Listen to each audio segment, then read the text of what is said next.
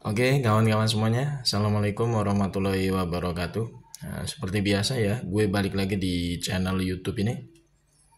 Untuk kesempatan kali ini, gue masih ingin terus melanjutkan pembahasan terkait dengan dugaan ijazah aspal dari Mukidi ya.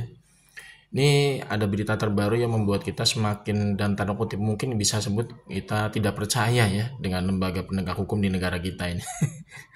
Karena memang ini fakta yang ada ya, yang kita harus memang sangat sangat sayangkan gitu ya. Di mana kita katanya negara hukum tapi lembaga penegak hukumnya ini di negara kita ini boleh dibilang ya sangat mengecewakan ya dalam proses mencari keadilan gitu loh. Ini ada berita terbaru di Pengadilan Negeri Surakarta ya, tepatnya pada pengadilan perdata ya, di mana Mukidi itu digugat secara perdata oleh Dr. Muhammad Taufik gitu ya.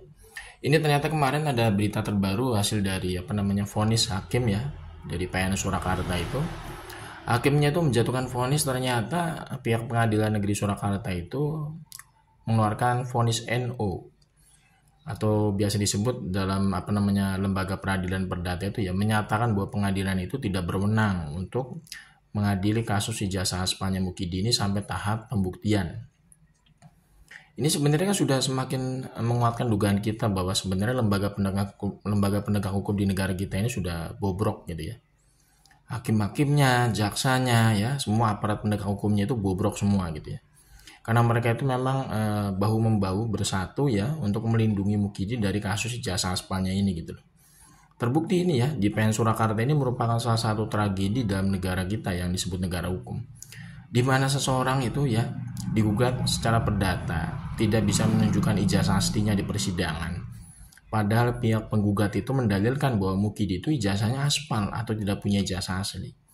Ini kan seharusnya kan kalau dari perspektif hukum perdata, jika dari pihak tergugat ya tidak bisa membantah dalil-dalil dari pihak penggugat, harusnya hakim itu menerima gugatan dari pihak penggugat.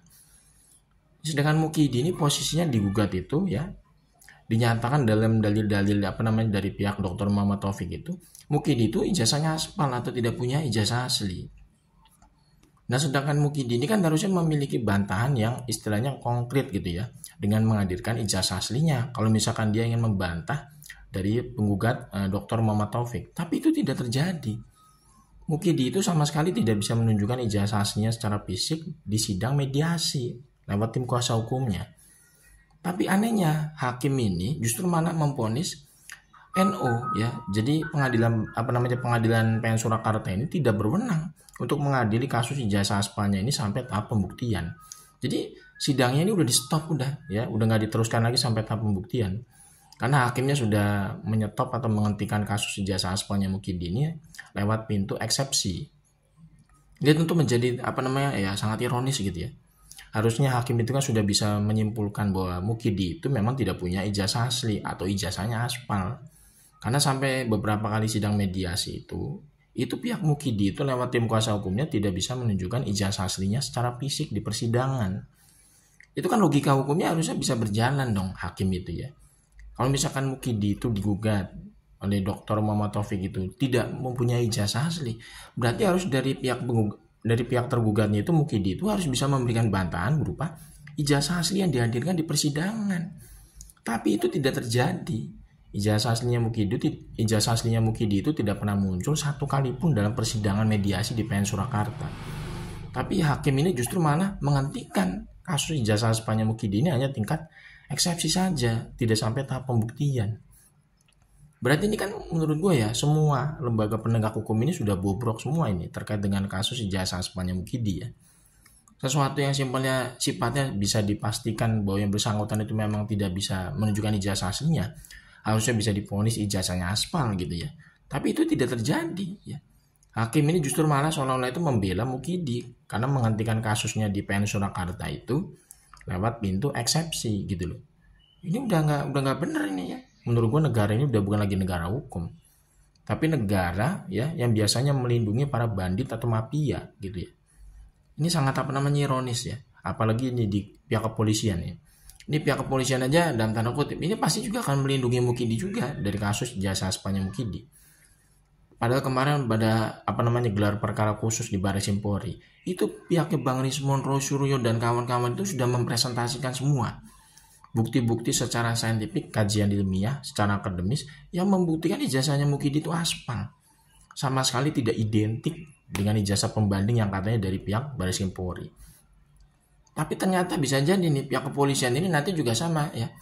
Seperti PNS Surakarta akan menghentikan kasus ijazah aspalnya Mukidi ini dengan berbagai cara gitu loh, supaya tidak bisa naik ke tingkat penyidikan gitu loh.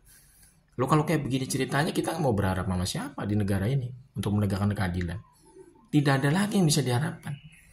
Hakim, jaksa, dari kepolisian sendiri, itu sulit ya kita harapkan untuk apa? Untuk melihat yang namanya penegakan hukum di negara ini. Padahal mereka itu diberikan amanah bekerja sebagai penegak hukum. Tapi hukum itu malah digunakan untuk apa? Untuk melindungi orang-orang yang jelas-jelas bermasalah dari segi hukum gitu. Ini tentu sangat ironis ya, ironis sekali. Jadi nanti ini bisa jadi ada presiden buruk ke depannya ya. Orang-orang yang dalam tanda kutip nanti ya bisa jadi menggunakan ijazah aspal kembali untuk mendaftarkan menjadi capres itu nanti bisa jadi aman lagi kalau misalkan yang bersangkutan jadi presiden gitu. Iya, karena apa? Ini Mukidi aja bisa lolos dari jeratan hukum. Karena dilindungi oleh aparat penegak hukum sendiri ya.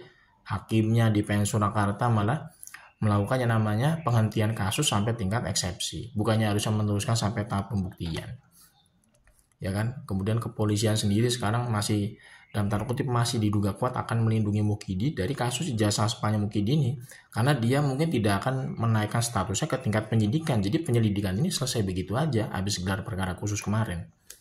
Ya udah, ini menurut gue sih menjadi pertanda memang ya bisa jadi Konoha ini ya bubar 2030 seperti prediksinya Pak Prabowo.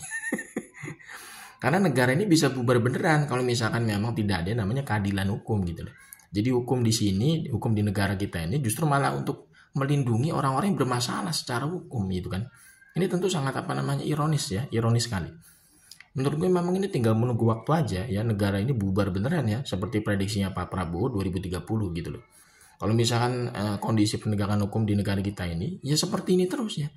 Orang-orang yang bermasalah, orang-orang yang jelas-jelas punya kesalahan besar seperti itu malah dilindungi secara hukum lewat legitimasi proses hukum gitu loh.